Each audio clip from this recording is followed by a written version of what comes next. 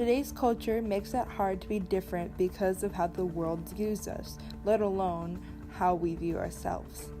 How do our personal views and the worldview shape our decisions? Everything we do is in the pursuit of happiness, but sometimes that pursuit is affected by events that are out of our control. The novel Their Eyes Were Watching God is about a woman named Janie. Janie is trying to live as a black woman in the 1930s, but racism made society think less of her. Janie, being her own free-spirited woman, always tried to defy the social norms, but societal views held her back.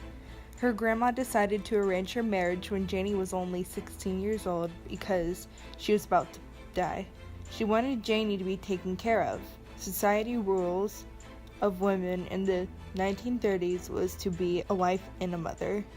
That role got in the way of Janie's pursuit of happiness.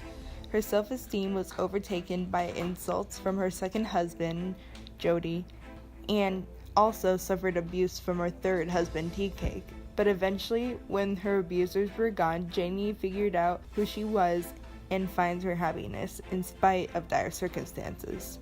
Janie ended up being the way she wanted to be.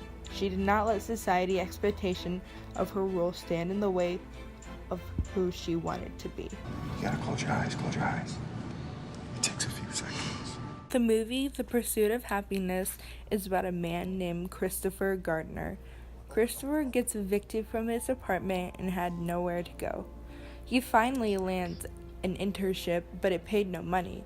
Throughout danger and many hardships, Chris refused to give up. Even in despair, Chris struggled to create a better life for himself and his son. The worldview of a father is to have a job, a home, and to provide for his family.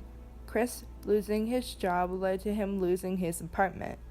The worldview frowned upon that. In his situation, Chris's self-view and the worldview was the same. This view gave him the drive to make change and do better for himself and his son. Eventually, Chris became a millionaire because he did not give up.